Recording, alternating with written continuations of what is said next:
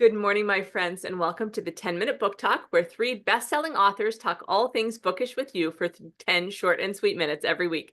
I'm your host, Rachel Linden, and I am joined by my co-hostesses, Marie Bostwick and Katherine Reay. We're all a little kerfluffled today because we're dealing with technology and book covers. And we have our lovely friend and accomplished author, Susan Meissner, with us today, talking about her fabulous new book, A Map to Paradise. I couldn't remember suddenly if it was a map or the map, but it's A Map to Paradise. So, Susan, thank you for being with us. We're delighted that you've joined us again. And could you tell us a little bit about your lovely book? Yes, thank you for having me back. It's always a pleasure to talk with you guys. So this book, A Map to Paradise, is it's set in 1956 in Southern California. It's during the Cold War. The Cold War was kind of new. It was very, very scary then, even though the 50s are a great decade with lots of, great fashions, great music, great cars.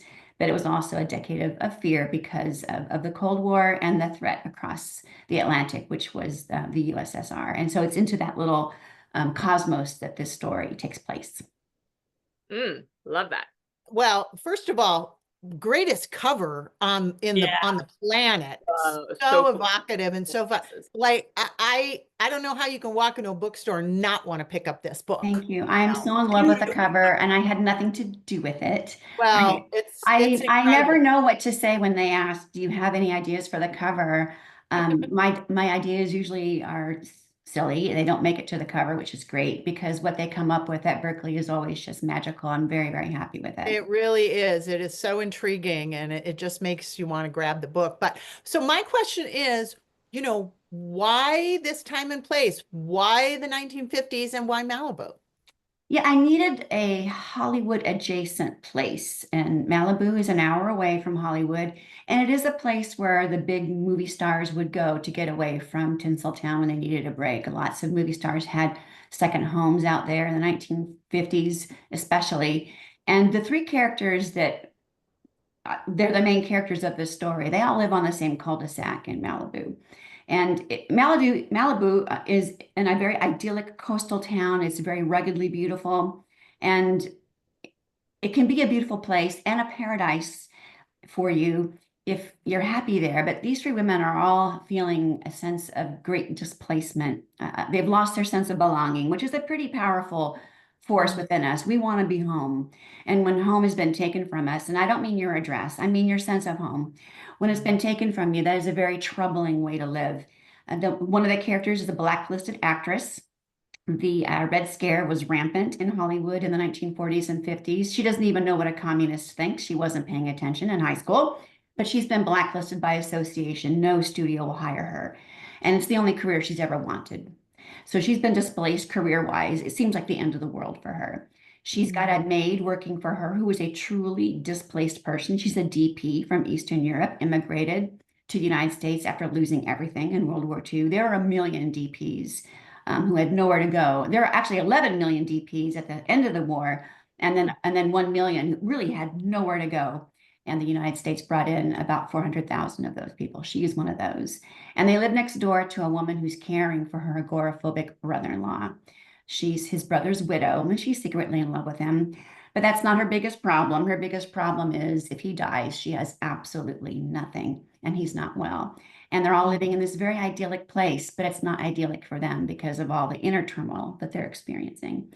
They have nothing in common except they live next door to each other, and then their lives begin to converge, and secrets come out, and they begin to realize how much they actually do have in common.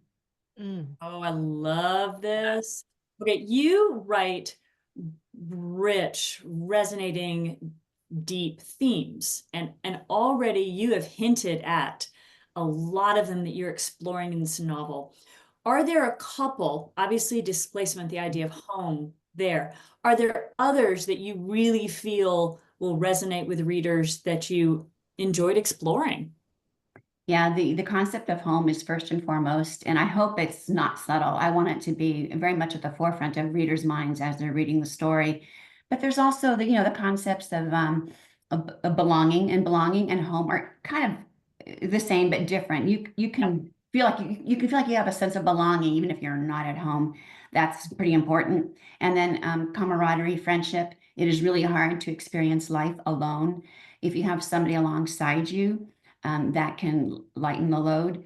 There's also, the concept of love. Love shows up in almost all of my books, sometimes more overt. This one is more subtle, but all of them long for a loving relationship.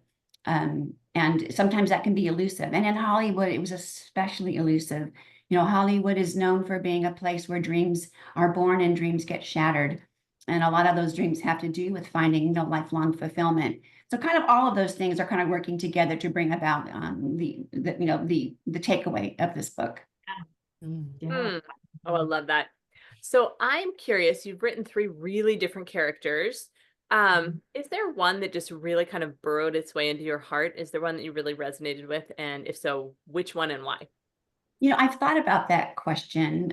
I've been asked it before. I'm sure I'll be asked it again. And these gals, they are all very different from me, but I know I'm in all of them. I know that if I were to pick apart what they think and how they feel, I would find myself in all 3 of them.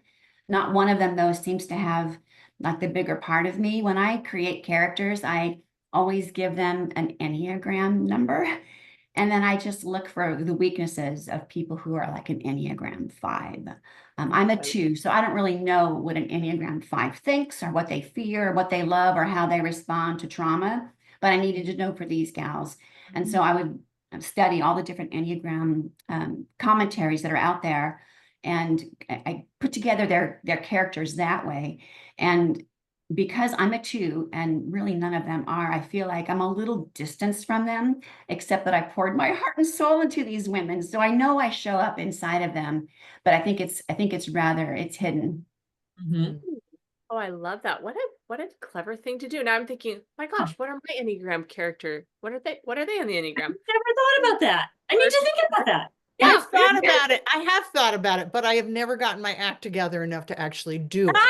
Props to you, It's Matt. actually a shortcut, really, what it is. Instead of spending like 2 or 3 days pondering a character's deeper motivations, I'll just give them a number and then go looking to see. Because Enneagram 5s and 9s and 1s, they all have a lot, which is why you can kind of categorize people that way. They have a lot of the same characteristics, and they respond to trouble in a lot of the same ways. And I needed to know so that I didn't come across as being inconsistent or not having a good dial in to my characters.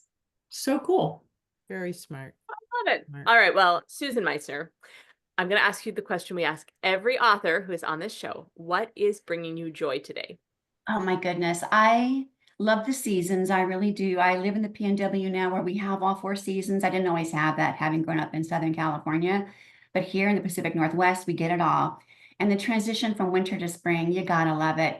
And I know we're a couple weeks out yet, but I've seen robins, my daffodils, they're nosing up from the ground. I've got croci that they're out already. Like they just can't wait to show up. And that smell of we're right in spring. the migratory bird pattern where we live. We live near the water, and the bay where we live is just full of birds. And I know they're making their way north back up, to Canada, but they stop here on their way. So it's just a great time. And the world is so chaotic right now. I love being able to just sit back and look up, look down, and there's something happening that's beautiful. I love it. I love that. That is beautiful. Well, another beautiful thing in the midst of the chaos is your new book. I'm going to hold up the cover again. Gorgeous cover. Gorgeous cover and a beautiful, deep, thoughtful story inside of it. So run out and grab your copy of A Map to Paradise and join us next week for more 10-minute book talk fun. We'll see you next week, everybody. Bye. Bye. Bye-bye.